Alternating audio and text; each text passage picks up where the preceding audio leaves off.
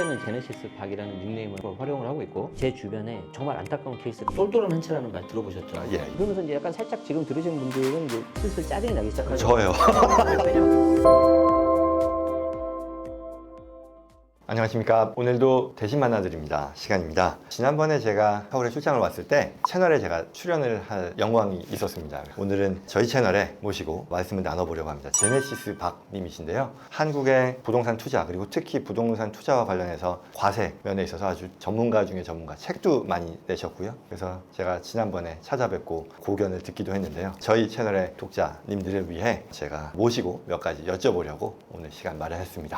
안녕하십니까. 안녕하십니까. 불러주셔서 고맙습니다. 네.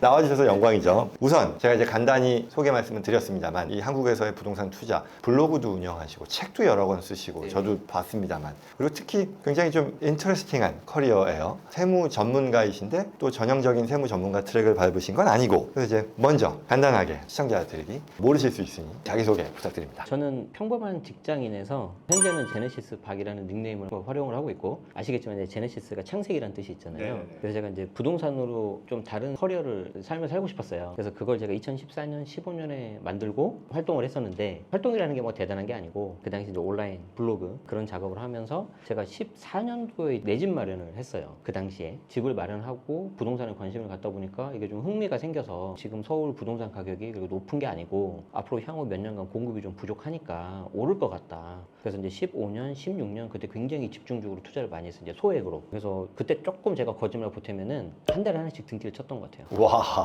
네, 왜냐하면 그때는 투자금이 정말 적게 들어가고. 네. 그런데 이제 개수가 이제 늘어가다 보니까 관리를 해야 되잖아요. 관리를 하다 보면 필연적으로 이제 세금이 나옵니다. 보유세도 나오고 나중에 양도세도 있고. 그래서 이걸 어떻게 뚫을 수 있을까 합법적으로 해보니까 이제 주택임대사업자 제도가 있었던 거예요. 그래서 주택임대사업자 제도로 등록해가지고 매니징을 하고 있는데, 이제 정권이 바뀌면서 굉장히 이제 좀 규제가 심화가 된 거죠. 그러면서 제가 이제 그때 공부했던 내용들을 이제 블로그에 하나씩 적기 시작을 했는데, 다른 글을 적었을 때는 별로 반응이 없는데 세금 관련된 글을 적었는데 반응이 좋았다는 거예요. 그래서 이제 제가 이게 사람들이 원하는 게 이거구나 해서 그때 해서, 지금은 이제 2019년도 5년 전이죠. 네. 이제 그때 회사 그만두고 네. 지금 이제 유튜브 콘텐츠 제작, 작가, 강의 이렇게 이제 앞에서 하는 거는 제가 그렇게 하고 있고요. 뒤에서는 여전히 계속해서 투자하고 있고, 주택임대 사업자로서 관리하고 있고, 임대인이면서, 그리고 이제 법인으로도 이제 상업용 부동산 있죠. 상업용 부동산은 나중에 제가 또 말씀드리겠지만 개인 명의보다는 법인 명의가 훨씬 유리해요. 여러 가지로. 그렇게 해서 이제 2개 법인을 운영하고 있습니다. 그러면은 2014년도에 자가를 구입하면서 또 회사를 그때 다니고 계셨고, 이런저런 여러 레버리지 투자를 하셨을 텐데, 네. 투자를 해서 여러 채를 운영을 하면서 또 원래도 하던 그런 관심이 있었으니 그쪽에 대해서 열심히 하다가 19년도에 퇴사를 하고 본격적으로. 근데 그 전에 일단 또 정권이 그때 바뀌면서 어쨌거나 부동산 법이 바뀔 때 거기서 관련된 내용을 블로그로 썼더니 반응이 폭발적으로 왔다. 그러면서 이제 자연스럽게 흘러 오늘에 이르는 거네요. 그러면 얼핏 또 말씀을 해주셨는데, 지금 유튜브 채널도 운영하시고 또 네이버 카페, 프리미엄, 네. 온라인 강의 여러 가지 하신단 말이에요. 이거를 당연히 직업으로서의 이유도 있겠습니다만, 특별히 이런 쪽에 대해서 계속해서 뭔가 하겠다라고 생각하신 이유가 있다고 들었는데요. 2가지가 있는데, 일단 첫 번째는 재미있어요. 왜 재밌냐면 저는 약간 좀 숫자를 좀 좋아해요. 숫자로 좀 뭐 명확하게 결과가 좀 나와줘야 되는 거거든요. 그런데 세금이라는 거는 참 재밌는 게, 합법적인 방법 내에서 이 사람의 어떤 절세할 수 있는 방법, 비과세 요건 이런 것들을 찾아가지고 딱 세금을 줄이면은 그 눈으로 딱 나오잖아요. 실제 제가 최근에 상담했던 분 중에서 한 4억 정도 세이브한 사람이 있는데, 네. 이분이 매도자셨어요. 네. 미국하고 한국은 좀 약간 다르게 중간에 중개사가 있는 게 아니고, 에스크로 이런 게 아니고, 에스크로가 아니고. 매도자가 나 이거 팔겠다고 계좌를 오픈 딱 하면 매수자가 계약금 일부를 넣는 순간 이제 거의 이제 계약이 체결이 되는 거죠. 그래서 이제 이걸 딱 오픈하기 전에 이분이 좀 뭔가 불안하다는 거예요. 뭔가 불안해가지고 어떻게 좀 알게 돼가지고 저하고 이제 미팅을 하게 됐는데, 순서를 잘못하셨던 거예요.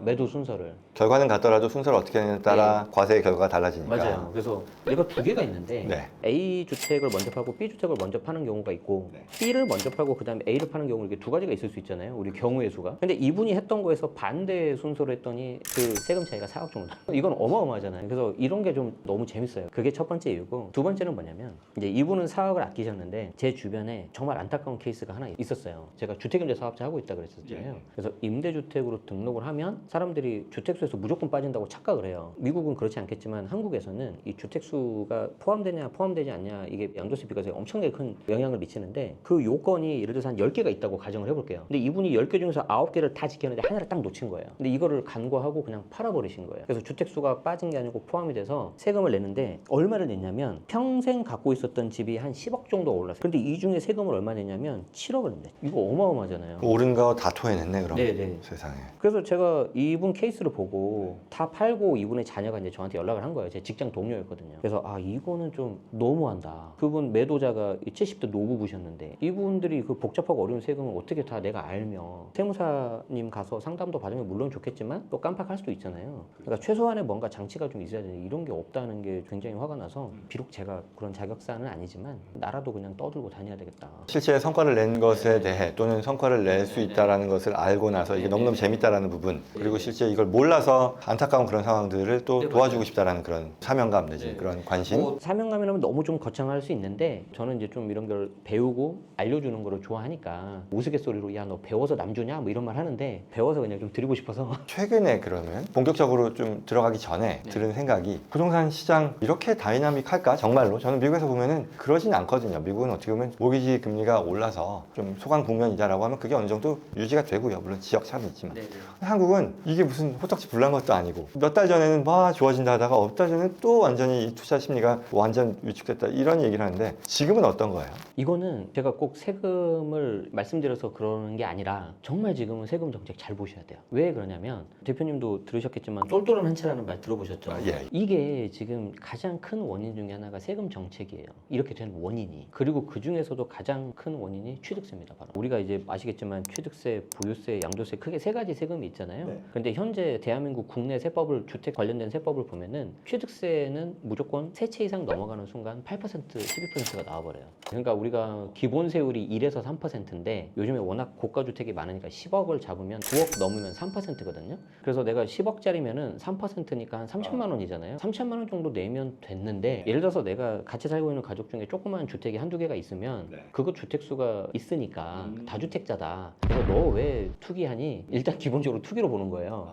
꼭 그게 임대소득 좀 하려고 그런 건데 그러면 최고 12.4, 13.4까지 가버려요. 그래서 그냥 하나나 두 개 쪽으로 가는 거예요. 그러면 이제 하나나 두 개만 산다 그러면은 좋은 거 사잖아요. 그래서 더 중심지 특히 신축으로 좀 몰리는 영향이 있고 취득세가. 그래서 수도권 외곽 특히 지방 같은 경우는 지금 부동산 시장이 너무 안 좋아요. 너무 안 좋겠네요. 관심을 안 가질 테니. 자 그러면 취득세만 본다면 한두 개만 해라 이거잖아요. 자 근데 보유세를 가도 세 개부터는 안 좋아요. 왜? 보유세 중에 이제 특히 가장 무서운 종합부동산세라고 있는데 이게 3주택이면서 일정 수준이 넘어가면 중과 굉장히 세부담이 커집니다. 어쨌든 제가 당부드리고 싶은 말씀은 지금 부동산 시장은 딱 한마디로 말하면 첫 번째 새 아파트가 지어지고 있지 않아요. 그래서 공급 부족인 상태예요. 서울 같은 경우에 1년에 거의 한 4만 5천에서 5만 정도 수요가 발생을 하는데 1년에 들어가는 공급 자체가 지금 1만, 2만 그리고 26년, 27년은 거의 없습니다. 이게 굉장히 저는 문제가 있다고 생각이 들고 두 번째는 아까 말씀드린 것처럼 세금 정책이라든가 규제 같은 게 하나만 살아를 계속 말을 하고 있어요. 이 법 자체가 이 두 가지가 맞물려 버리니까 아유 그러면 됐고 그냥 중심지 하나 이렇게 되는 거예요. 그래서 지금 양극화가 굉장히 심한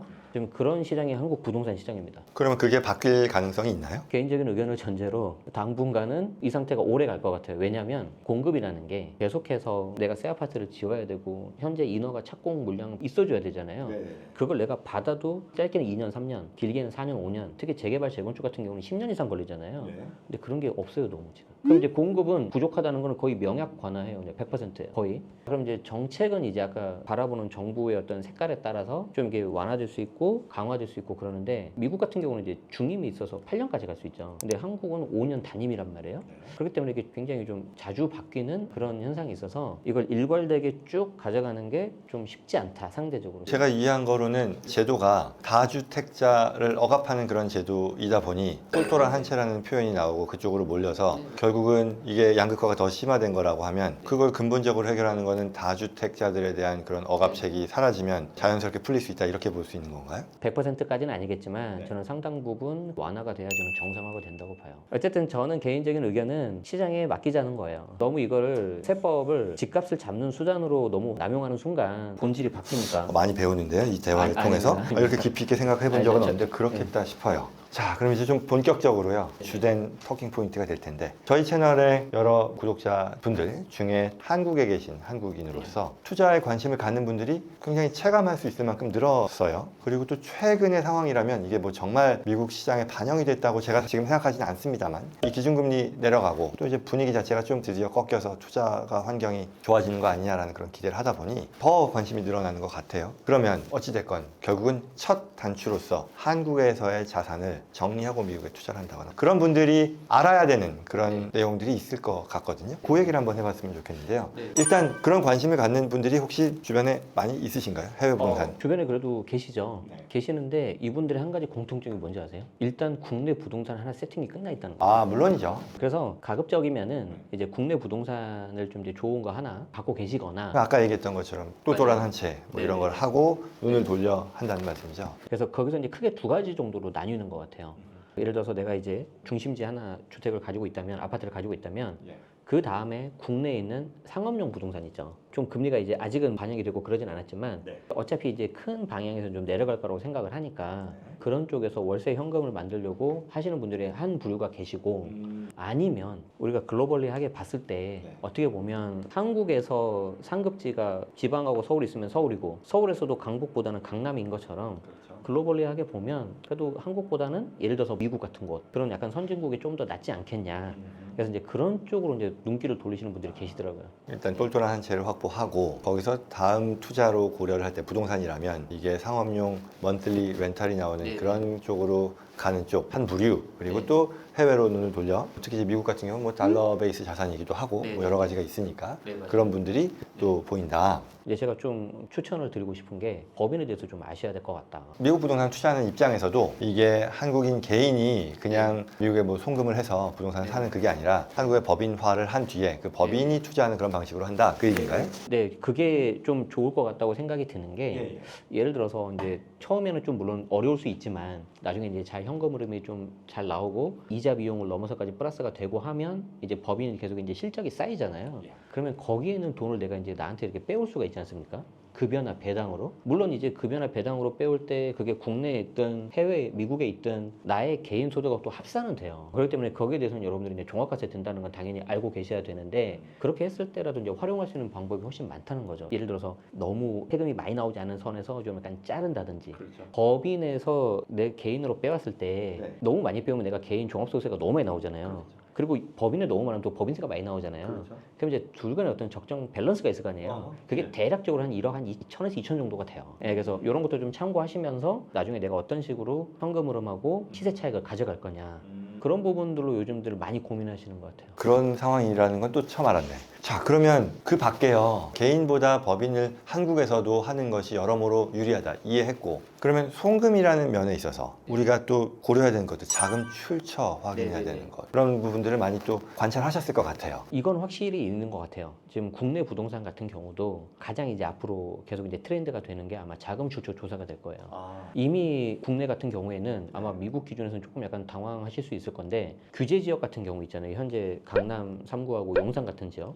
이 경우에는 거래 금액이 뭐가 되든지 간에 자금 조달 계획서를 써야 돼요. 이게 약간 어떻게 보면은 일종의 허가장의 1차 필터예요. 어떤 식으로 내가 자금을 조달했다 또는 할 것이다를 통해 구입자로서의 자격을 평가한다. 맞아요. 아이고. 이게 약간 어떻게 보면 자기 검열? 여기서 벌써 이제 1차 그게 되는 건데 그걸 누가 허락하는 거예요? 국가가? 예를 들어서 내가 규제 지역에 있는 걸 사잖아요. 그럼 자금 조달 계획서를 이렇게 써가지고 제출을 해요. 누구한테? 지자체, 해당 지자체. 그러면 해당 지자체 공무원이 이걸 봅니다. 공무원이 봐서 야 이거 제네시스 박 이거 20억짜리를 산다는데 야 이거 금액이 여기서 뭐 3억을 어디 주식을 팔아서 조달한다는데 나 못 믿겠어 얘.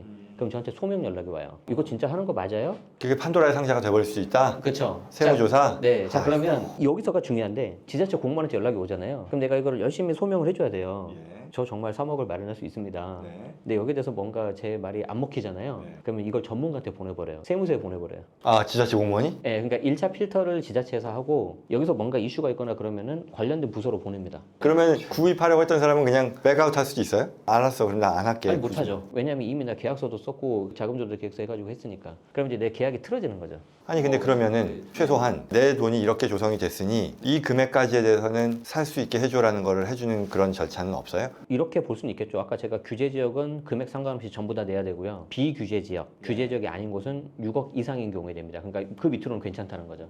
자, 그러면 우리 국내 분위기가 이런 거란 말이에요. 이제 이 자금을 내가 해외로 보낼 때 굉장히 이제 국제 조세 간에 자금이 왔다 갔다 하는 것에 대해서 이슈가 있을 수 있잖아요. 그래서 저는 기본적으로 국내 부동산은 이 자금 조달서를 계획으로 한 자금 출처 조사가 앞으로 핵심이 될 거고 이걸 계속 좀 더 확장이 된다면 해외 부동산도 비슷하게 가지 않을까. 저는 그렇게 보고 있습니다. 지금도 해외에 송금을 할 때에는 자금 출처 확인서를 하죠. 해외 부동산 투자가 더 본격화되고 이게 더 늘어나서 국가 차원에서 이게 이래도 되나라는 판단 내지는 그런 생각, 관심을 받기 시작하면 이 송금에 있어서의 리스크가 더 커질 여지가 있겠다라는 그 얘기겠네요. 자, 그러면 제가 이거 궁금해 했었던 건데요. 미국에 부동산 투자를 하면 한국은 전세가 있지만 미국은 없단 말이죠. 거의 예외 없이 이게 뭐 땅 사는 게 아니고서야 뭐 심지어 땅도 마찬가지겠지만. 월세 수입을 낸단 말이에요. 그랬을 때 이 한국 투자자들, 미국 부동산에서 발생하는 어떤 임대 수입이 어떻게 과세가 됩니까? 한국에선? 아까 말씀드린 것처럼 만약에 미국에 있는 그 월세 수익이 법인으로 받았다. 그럼 그 법인 거겠죠. 근데 그 법인에서 계속 유보금으로 쌓여져 있고 돈을 인출을 안 한다면 법인에 대해서 과세되었으니까 끝나는 거고 만약에 내가 개인으로 곧바로 받은 월세 수익이다.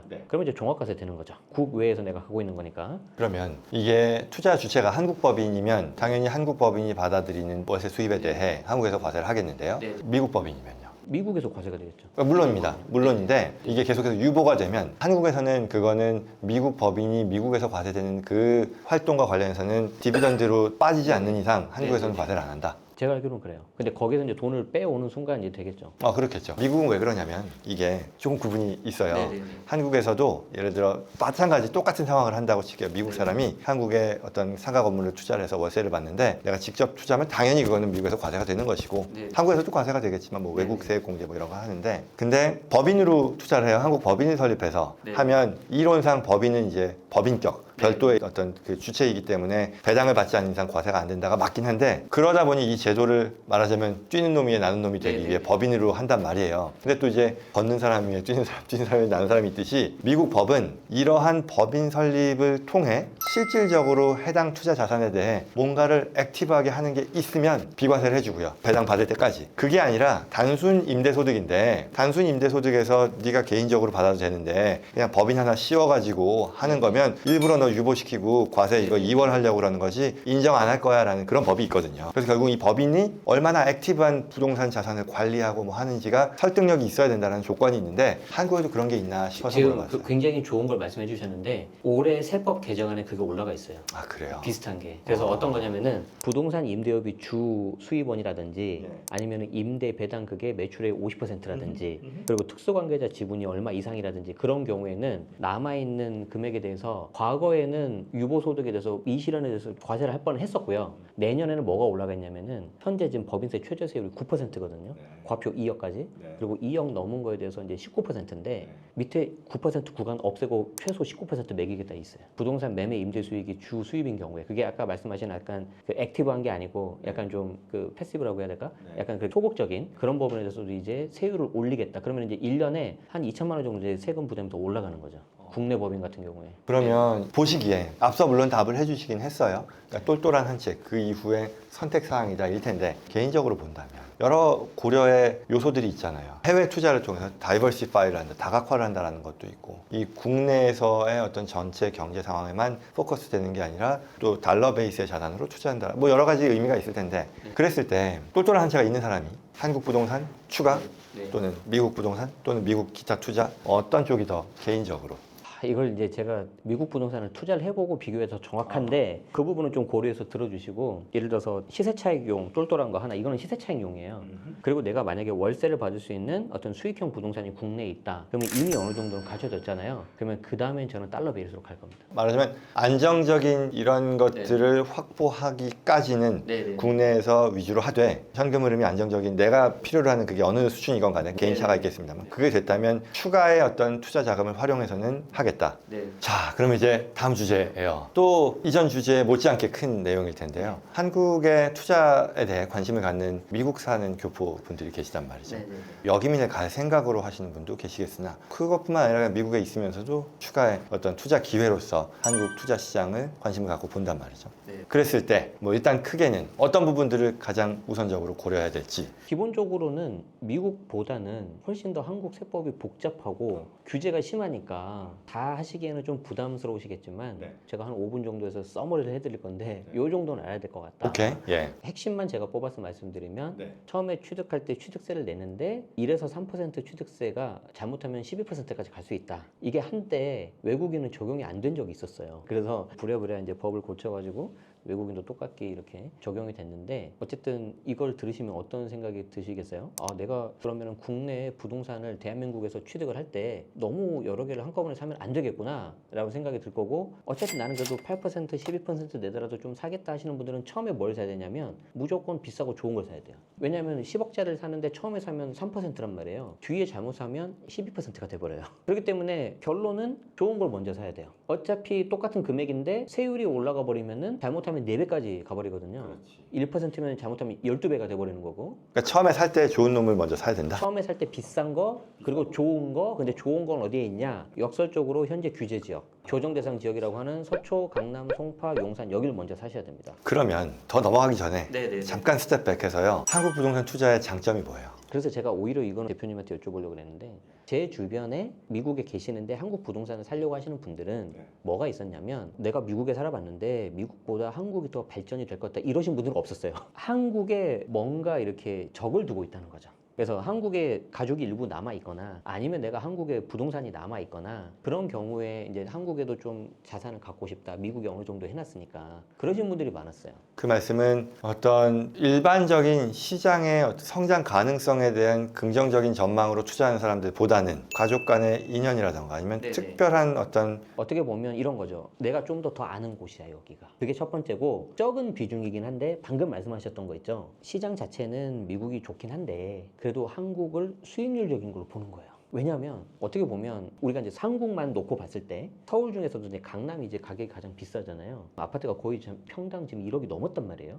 이제 조만간 2억을 만약에 간다고 해볼게요. 자, 그러면 내가 강남에 있는 아파트를 지금 만약에 산다고 하면 어떤 안전 자산으로서는 좀 괜찮을 수 있는데, 수익률적인 걸로 보면은 수익률이 그렇게 높진 않겠죠. 그런데 강남은 아닌데 중상 정도 되는 입지를 사면 수익률은 괜찮을 수 있어. 그럼 미국 입장에서 봤을 때는 미국이 강남격이잖아. 어떻게 보면 글로벌리하게 보면 얘가 맨 처음에 쭉 치고 나가는 거잖아요. 그러면 그 뒤에 다른 시장들을 봤을 때, 야, 뭐 뉴욕에 어떤 거는 뭐 3천억 이러는데 얘는 아직 100억도 안 해? 야, 그럼 이거 싼 거 아니야? 이렇게 될 수 있다는 거죠. 이렇게 보시는 분들 일부 계시긴 계세요.